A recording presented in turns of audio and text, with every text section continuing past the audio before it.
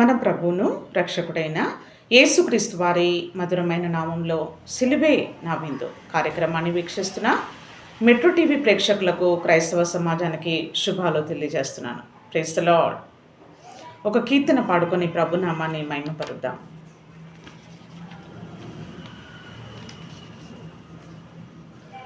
ప్రియ యేసు నిర్మించితివి, ప్రియమారనా హృదయం, ముదమారవసించునా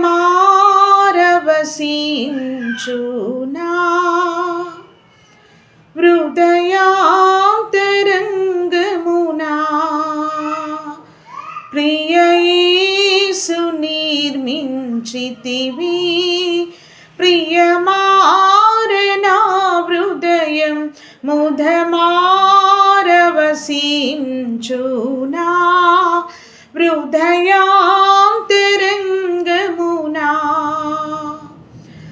నీ రక్త ప్రభావమును నా పాప హృదయంబును, నీ రక్త ప్రభావమును నా పాప హృదయంబును పవిత్రపరచుము తండ్రి. ప్రతి పాపమును కడిగి పవిత్రపరచుము తండ్రి. ప్రతి పాపమును కడిగి ప్రియ యేసు నిర్మించితివి,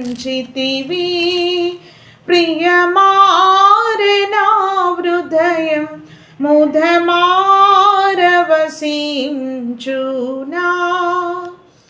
హృదయాంతరంగమునా.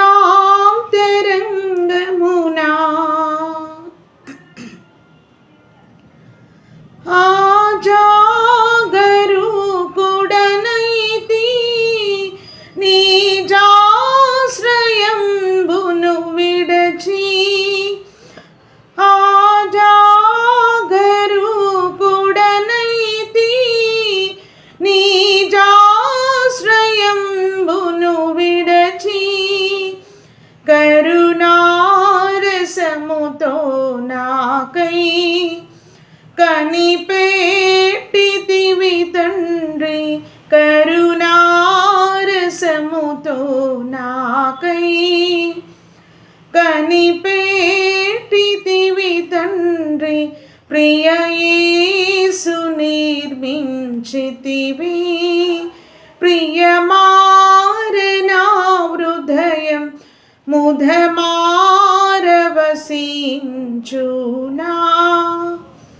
హృదయాంతరంగమునా.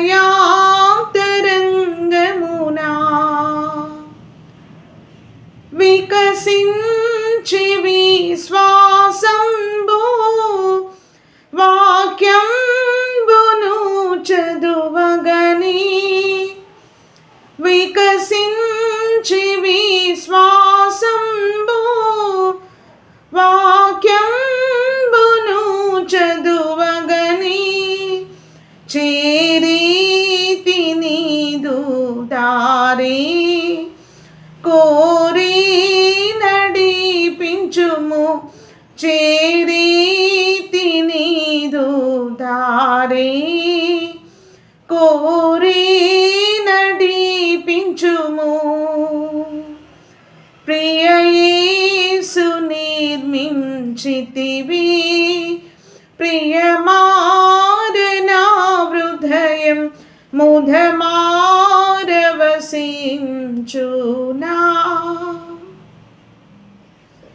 హృదయాంతరంగమునా.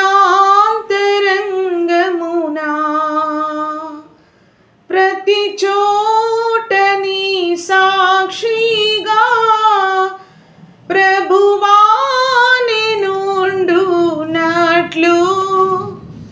ప్రతి చోట నీ సాక్షిగా ప్రభువా నిన్నుండునట్లు, ఆత్మాభిషేకము నిమ్ము,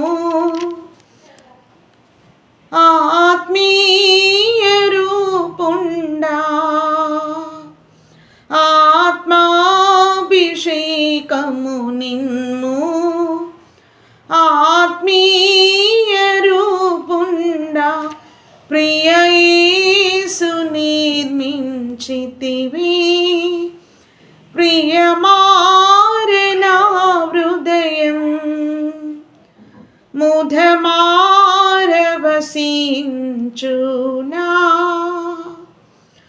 హృదయాంతరంగమునా.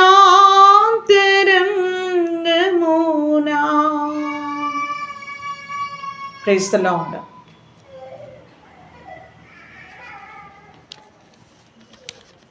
ప్రియమైన దేవుని జనాంగమా, ఈరోజు కొరకైన దేవుని యొక్క వాక్య భాగము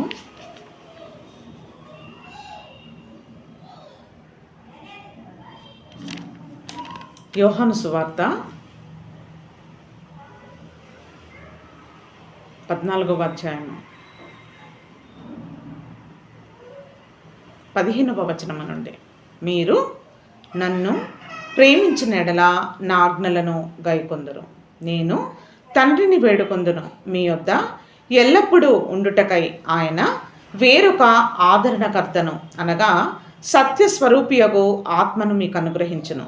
లోకము ఆయనను చూడదు, ఆయనను ఎరుగదు గనక ఆయనను పొందనేరదు. మీరు ఆయనను ఎరుగుదురు, ఆయన మీతో కూడా నివసించును, మీలో ఉండును, మిమ్మును అనాథులుగా విడువను, మీ యొద్దకు వత్తును. Praise the lord. హల్లెలూయా.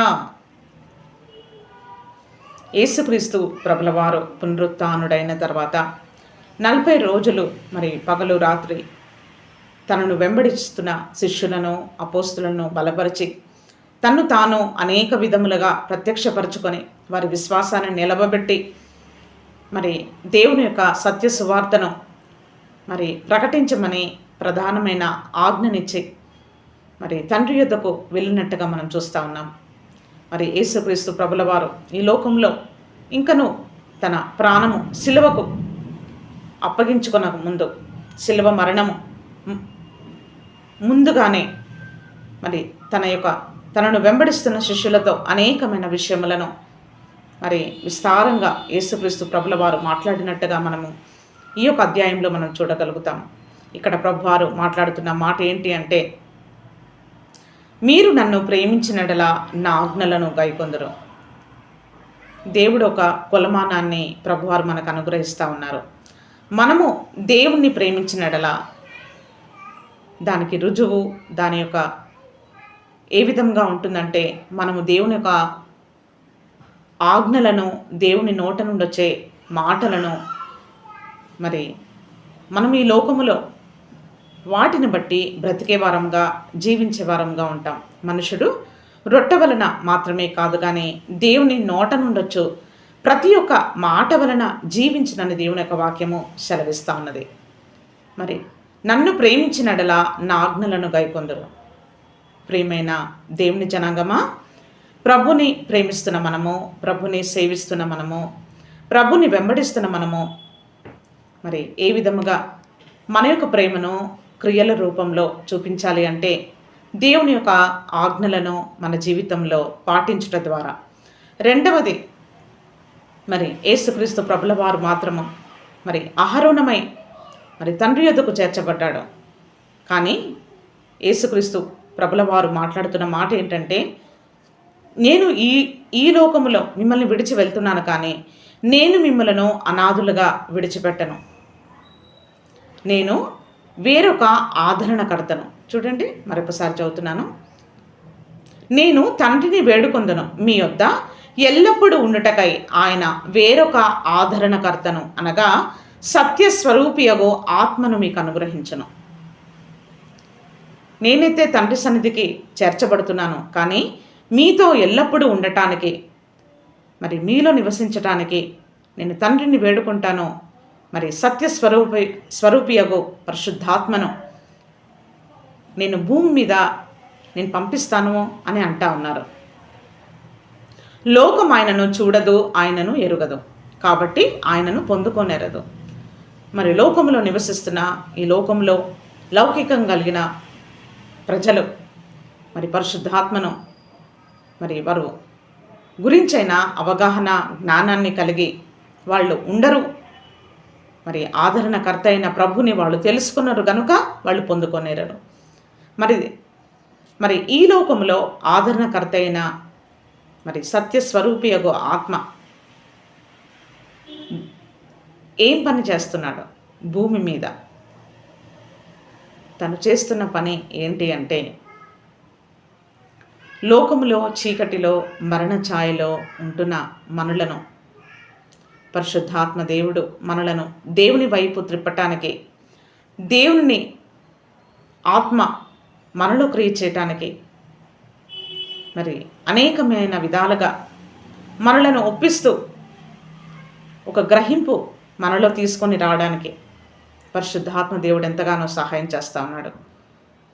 ప్రియమైన వారులారా, మరి సత్య సువార్త సర్వ సృష్టికి ప్రకటించబడాలి అని దేవుని యొక్క వాక్యం సెలవిస్తూ ఉంది. ఒక్కొక్కసారి మనకి అనిపిస్తూ ఉంటుంది, ఎంతగా సువార్త ప్రకటించబడతా ఉంది, మరి ఎంతవరకు దేవుని పని జరుగుతుంది అని మనం అనుకుంటాము. కానీ పరిశుద్ధాత్మ దేవుడు ఈ యొక్క భూమి మీద తన పని నిరంతరము పగలు రాత్రి జరిగిస్తూనే ఉన్నారు. సంఘము క్షేమాభివృద్ధి నొందినట్లుగా సర్వ సృష్టి మరి ప్రధాన యాజకులు, శాస్త్రులు, పరిసయ్యులు, సద్దుకయ్యులు, మరి హేరోదు రాజు, మరి గనులు, మరి అట్టి వారికి ధర్మశాస్త్రములో ఉండే క్రీస్తు అర్థం కాలేదు. కానీ సామాన్యమైన ప్రజలకు మరి సత్య సువార్త, పరలోక రాజ్యం సమీపిస్తుంది, మీరు మారు మనసు పొంది దేవుని రాజ్యానికి సిద్ధపడండి అని యేసుక్రీస్తు ప్రభుల వారు సువార్తను మనకి ప్రకటించి ఉన్నారు. అనేకమైన దేశాలలో నలుమూలల పరిశుద్ధాత్మ దేవుడు పనిచేస్తూ ఉన్నాడండి. నీచులు, అసహ్యులు, లోకములో ఎన్నిక లేనివారు, తృణీకరింపబడిన వారు, పాపులు, భ్రష్టు పట్టిన వారు, మరి ఇటు దేవునికి ఇటు మానవులకి ఎవ్వరికి పనికిరాని స్థితిలో ఉంటున్న వారిని కూడా దేవుడు తన యొక్క ఉన్నతమైన కనికరాన్ని వారి మీద చూపించి కుటుంబాలుగా మరి అనేకులు రక్షించబడి మరి ప్రభు చేత వెలిగించబడి సంఘములో చేర్చబడి మరి దేవునికి సాక్షులుగా ఉన్నారు. మరుగై ఉన్న దేవుని యొక్క పరిచర్య చాలా పటిష్టముగా నిర్మాణమగుచున్నది. ఈ యూనివర్సల్ చర్చ్ క్రీస్తు శరీరంలో భాగమై అనుదినము క్రీస్తులు అనేకులు చేర్చబడతా ఉన్నారు. లోకములో ఉన్న ప్రభుత్వాలు, లోకములో ఉన్న సిద్ధాంతాలు, లోకములో ఉండే మరి అధికారం సమస్తాన్ని ఉపయోగించినప్పటికీ మరి యేసుక్రీస్తు ప్రభుల వారి యొక్క సత్య సువార్త బూది గంతముల వరకు దేవుని యొక్క వార్త మోసుకెళ్తున్న దైవ సేవకులు మరి దేవుని బిడ్డలో ఉన్నారండి.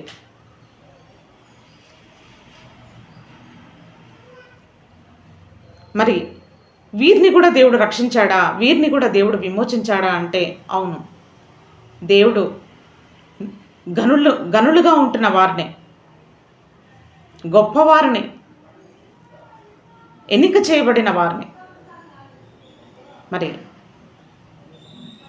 వారిని లెక్కల్లోకి తీసుకోకుండా అల్పులను, దీనులను, పేదవారిని దేవుడు జ్ఞాపకం చేసుకొని తన ఉన్నతమైన కృపను వారి మీద కుమ్మరిస్తూ ఉన్నాడండి. ఈ నిరంతరము జరుగుతున్న ఆధ్యాత్మికమైన పరలోక పరిచర్య, దేవుని రాకడ బహు సమీపముగా ఉన్నది.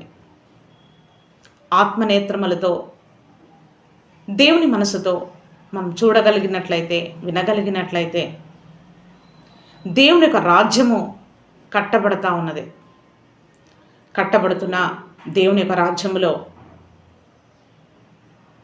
మరి పాలి భాగస్థుడుగా మనం ఉండాలని దేవుడు కోరుకుంటా ఉన్నాడు. క్రీస్తు శరీరం అనేది సంఘములో మనము అవయవాలుగా మన యొక్క పరిమాణము చొప్పున మనం పని చేయనట్లుగా, మనము క్షేమాభివృద్ధి నొందినట్లుగా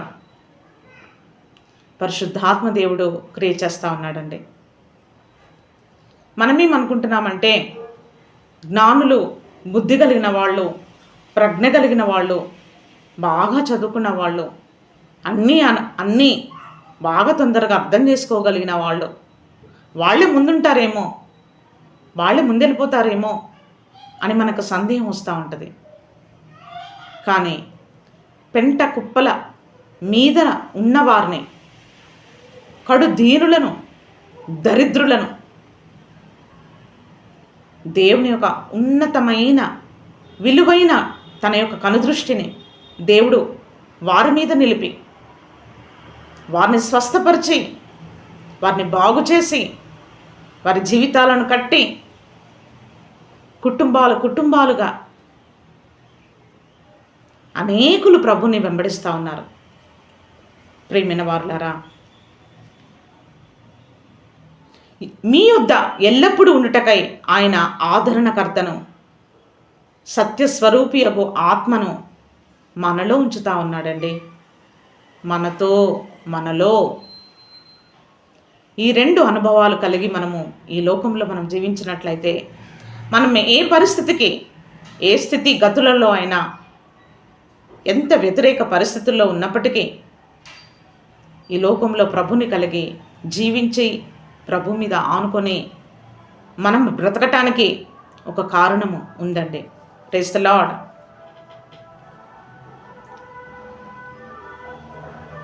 చూడండి 21వ వచనము. నా ఆజ్ఞలను అంగీకరించి వాటిని గైకొను వాడే నన్ను ప్రేమించువాడు నా తండ్రి వలన ప్రేమింపబడును. నేను వానిని ప్రేమించి వానికి నన్ను కనుపరుచుకొందునని చెప్పను. ప్రియమైన వారలారా, నా ఆజ్ఞలను అంగీకరించి వాటిని గైకొను వాడు నన్ను ప్రేమించేవాడు. దేవుని యొక్క మార్గము, దేవుని యొక్క మాటలు, దేవుని యొక్క వాక్యము నీకు చేదుగా ఉన్నాయా? అభ్యంతరకరంగా ఉన్నాయా? కొన్నిసార్లు మనం సిగ్గుపడుతున్నామా?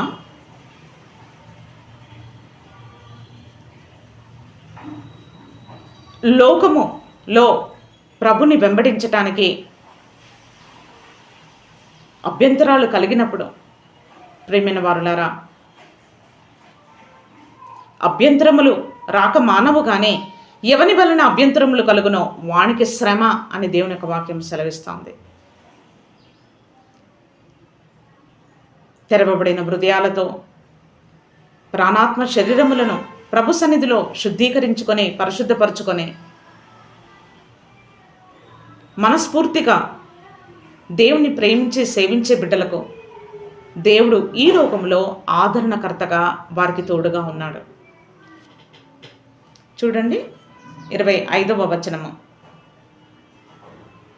ఆదరణకర్త అనగా తండ్రి నా నామమున పంపబోవు పరిశుద్ధాత్మ సమస్తమును మీకు బోధించి నేను మీతో చెప్పిన సంగతులన్నిటినీ మీకు జ్ఞాపకం చేయను. మన జీవితకాలం అంతటిలో దేవుని యొక్క వాక్యాన్ని చెవియొగ్గడానికి, దేవుని యొక్క మెలనైన స్వరాన్ని వినటానికి, దేవుని వాక్యాన్ని గైకొనటానికి మన హృదయములను, జీవితాలను మనము అప్పగించుకున్నట్లయితే దేవుని యొక్క మెలనైన స్వరమును మనము వినగలుగుతామండి. శాంతిని మీకు అనుగ్రహించి వెళ్ళుచున్నాను, నా శాంతిని మీకు అనుగ్రహించుచున్నాను, లోకమిచ్చినట్లు నేను మీకు అనుగ్రహించుటలేదు. మీ హృదయమును కలవరపడనీయకుడి, వెరవనీయకుడి. లోకములో కూడా శాంతి ఉందండి, కానీ అది శాంతి కాదు, తాత్కాలికమైనది. లోకమిచ్చినట్టుగా నేను మీకు ఇవ్వట్లేదు, నాలో పరిపాలిస్తున్న శాంతినే నేను మీకు అనుగ్రహిస్తున్నాను అంటా ఉన్నాడు. దేవుని వాక్యాన్ని గైకొను బిడ్డలకు, దేవుని వాక్యాన్ని ప్రేమించే బిడ్డలకు, దేవుని వాక్యాన్ని ఘనపరిచే బిడ్డలకు, దేవునిలో ఆనందించే వారికి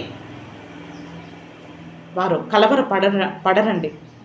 వారు దేవుని యొక్క శాంతిని కలిగిన వారుగా ఈ లోకంలో నెమ్మది కలిగి జీవిస్తారు. విశ్వసించువాడు కలవరపడడు అని దేవుని యొక్క వాక్యం సెలవిస్తూ ఉంది.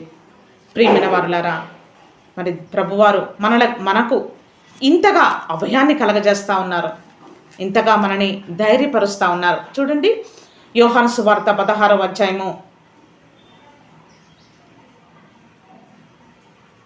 7వ వచనము. అయితే నేను మీతో సత్యము చెప్పుచున్నాను, నేను వెళ్ళిపోవుట వలన మీకు ప్రయోజనకరము. నేను వెళ్ళని ఎడల ఆదరణకర్త మీ యొద్దకు రాడు. నేను వెళ్ళిన ఎడల ఆయనను మీ యొద్దకు పంపుదును. ఆయన వచ్చి పాపమును గూర్చియు నీతిని గూర్చియు తీర్పును గూర్చియు లోకమును ఒప్పింపచేయను. Praise the lord. హల్లెలూయా. మనం సామాన్యులమా అండి? మన హృదయాలు గ్రనెట్ రాళ్ళు, గ్రనెట్ వంటి మనసు, బండలాంటి మనుషులు మనం. అలాంటిది దేవుడు మనలను మలిచి మనలను మార్చి మన హృదయాన్ని మాంసపు హృదయముగా ఉంచి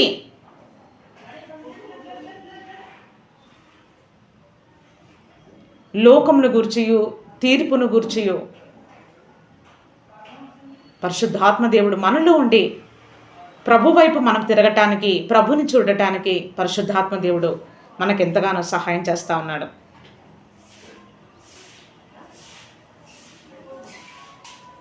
చూడండి 22వ వచనము. అటువలే మీరును ఇప్పుడు దుఃఖపడుచున్నారు కానీ మిమ్మను మరలా చూచెదను, అప్పుడు మీ హృదయము సంతోషించును, మీ సంతోషము ఎవడును మీ వద్ద నుండి తీసివేయడు. మిమ్మును మరలా చూచెదను, మిమ్మును మరలా చూచెదను. ఈ లోకములో ఎన్నిక చేయబడిన నీవు నేను, ఈ లోకంలో దేవుని చేత పిలువబడిన నీవు నేను, ఈ లోకంలో దేవుని చేత ప్రత్యేకించబడిన నీవు నేను, విమోచించబడిన నీవు నేను. దేవుడు మనలో ఒక ఆధ్యాత్మికమైన బలమైన ఒక కట్టడ కడతా ఉన్నాడు. నీతిమంతుడు నిత్యం నిలుచు ఒక కట్టడగా ఉన్నాడు. మీ సంతోషము పరిపూర్ణమవుతుంది.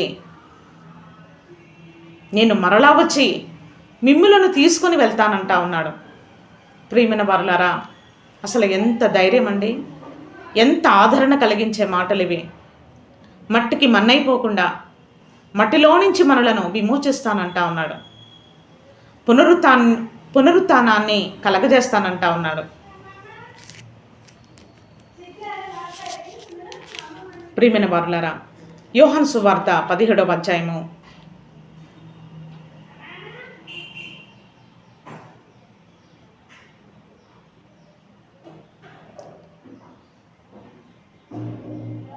6వ వచనము. లోకము నుండి నీవు నాకు అనుగ్రహించిన మనుషులకు నీ నామమును ప్రత్యక్షపరిచితిని, వారు నీ వారై ఉండిరి, నీవు వారిని నాకు అనుగ్రహించితివి, వారు నీ వాక్యమును గైకొని ఉన్నారు. నీవు నాకు అనుగ్రహించిన మాటలు నేను వారికి ఇచ్చి ఉన్నాను. పరిశుద్ధ గ్రంథములోని నిబంధన వాక్యములు, సత్యవాక్కు, పరలోక సందేశము దేవుడు మనకు అనుగ్రహించి ఉన్నారు. తన యొక్క నామాన్ని మనలకు ప్రత్యక్షపరిచాడండి. ఆయన ప్రత్యక్షపరిచినందుకే మనం ఆయన సన్నిధిలో మోకరించి మనము అబ్బా తండ్రి అని మొరపెట్టుకొని ప్రార్థన చేయగలుగుతా ఉన్నాము.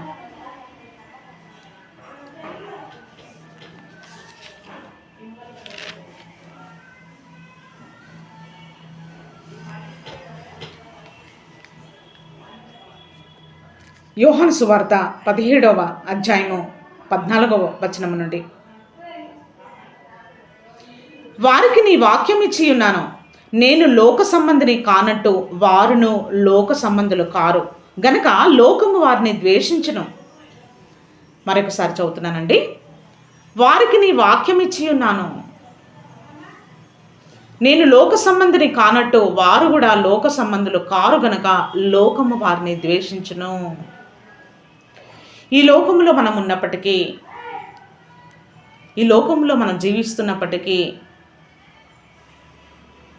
ఈ లోకము మరి లోకము దాని ఆశ సమస్తము గతించిపోచున్నది గనక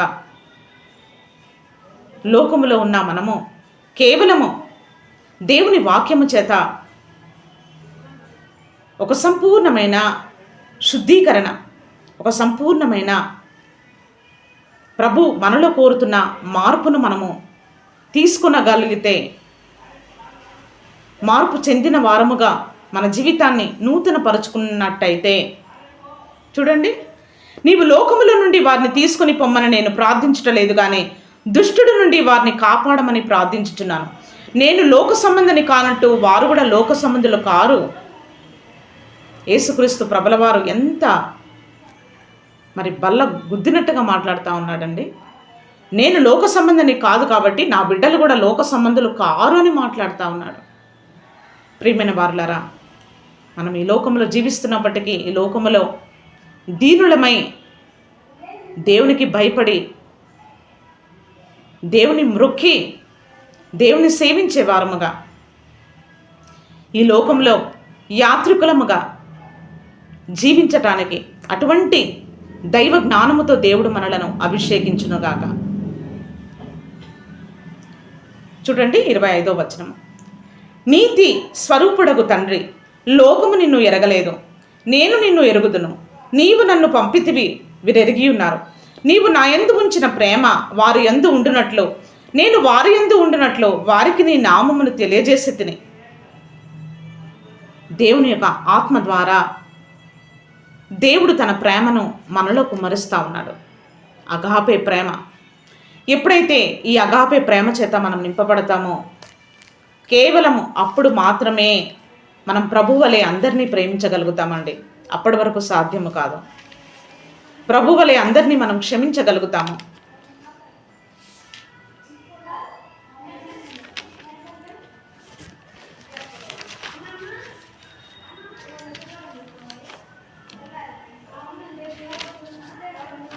కొరింథీయులకు రాసిన పత్రిక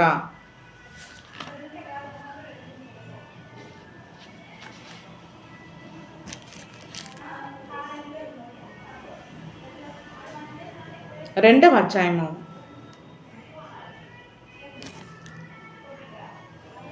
13వ వచనం నుండి. మా ద్వారా ప్రతి స్థలము అందును క్రీస్తును గూర్చిన జ్ఞానము యొక్క సువాసన కనుపరచుచు ఆయన యందు మిమ్మల్ని ఎల్లప్పుడూ విజయోత్సవముతో ఊరేగించుచున్న దేవునికి స్తోత్రములు. రక్షింపబడిన వారి పట్లను నశించిన వారి పట్లను మేము దేవునికి క్రీస్తుకు సువాసనమై ఉన్నాము. దేవుడు మనలను మరి మనలో ఉండే మాలిన్యము, మురికి, పాపము, దౌర్భాగ్య స్థితిలో ఉన్న మనలను దేవుడు తన ఆత్మతో నింపి రక్తముతో కడిగి మన పాపములన్నింటినీ క్షమించి తన ముఖవర్చస్సు మనలో ఉదయింపచేసి మరి క్రీస్తు వలె మన జీవితాలు కూడా పరిమళించేటట్టుగా ఒక పరిమళ సువాసన మనలో ప్రభువారు వెదజల్లుతూ ఉన్నారు. ప్రియమైన వారులారా, చూడండి, నశించిన వారికి మరణార్థమైన మరణపు వాసనగా, రక్షింపబడు వారికి జీవార్థమైన జీవపు వాసనగా ఉన్నాము. మరణార్థమైన మరణపు వాసన మన యొద్ద నుండి వస్తుందా, లేదా జీవార్థమైన జీవపు వాసనగా మనమున్నామా? ప్రశ్న వేసుకుందాము. జీవార్థమైన జీవపు వాసన, జీవార్థమైన దైవ జీవము, దేవుని జీవము కలిగిన వారమే. ప్రియమైన వారులారా, మరి పరలోక సంబంధమైన పాఠాలు, పరలోక సంబంధమైన బోధండి. అక్షరము చంపును కానీ ఆత్మ జీవింపచేయను. మరి దేవుని ఆత్మకు మనము అప్పగించుకున్నట్లయితే నిశ్చయముగా దేవుడు మనలను పూర్ణులుగా చేసి దేవుడు మనలను మరి ఆయత్తపరచగలిగిన దేవుడుగా ఉన్నాడు. చూడండి, 2 కొరింథీయులకు రాసిన పత్రిక 3వ అధ్యాయము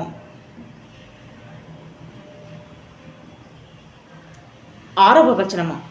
ఆయనే మిమ్మును క్రొత్త నిబంధన కనగా అక్షరమునకు కాదు గాని ఆత్మకే పరిచారులగుటకు మాకు సామర్థ్యము కలిగించి ఉన్నాడు. 2 రకములైన పరిచర్య ఈ లోకంలో ఉన్నది. మరొకసారి చెప్తున్నానండి.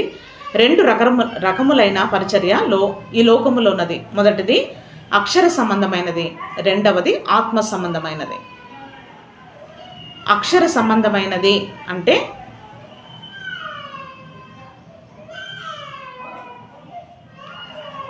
ఈ లోకం మట్టుకు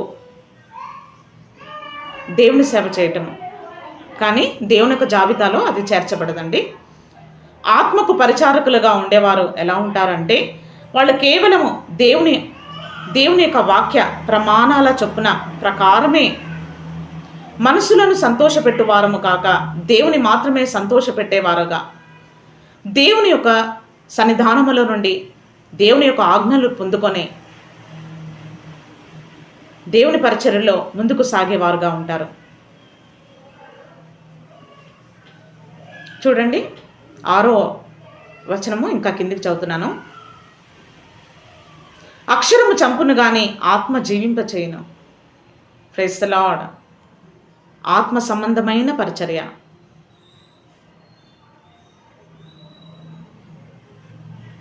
అక్షరమునకు కాదు ఆత్మకే పరిచారకులము. ప్రేమైన వారులారా, ఈ పరిచర్య కొరకు ఇంకా పైన చదువుతున్నాను చూడండి. 2వ వచనము. మీ హృదయముల మీద వ్రాయబడి ఉండు మనుషులందరూ తెలుసుకొనుచు చదువుకొనుచున్న మా పత్రిక మీరే కారా? రాతి పలకల మీద కానీ సితారాతో కానీ వ్రాయబడక మెత్తని హృదయములను పలకల మీద జీవము గల దేవుని ఆత్మతో మా పరిచర్య మూలముగా వ్రాయబడిన క్రీస్తు పత్రికై ఉన్నారని మీరు తేటపరచబడుచున్నారు. Praise the lord. హల్లెలూయా. ఇదేనండి, దీని కొరకే దేవుడు తన ప్రాణమును క్రయధనమునుగా పెట్టి మనలను ఈ లోకములో నుంచి విమోచించాడు. మరి ఇటువంటి గొప్ప ఆత్మ సంబంధమైన పరిచర్య భూమి మీద పరిశుద్ధాత్మ దేవుడు జరిగిస్తూ ఉన్నాడు. ఈ ఆత్మ సంబంధమైన పరిచర్యలో దేవుడు మనందరినీ పాలిభాగస్తులుగా మార్చి దేవుని రాజ్యాన్ని కట్టడానికి పరిశుద్ధాత్మ దేవుడు మనందరినీ వాడుకొనుగాక. దైవాశీస్సులు.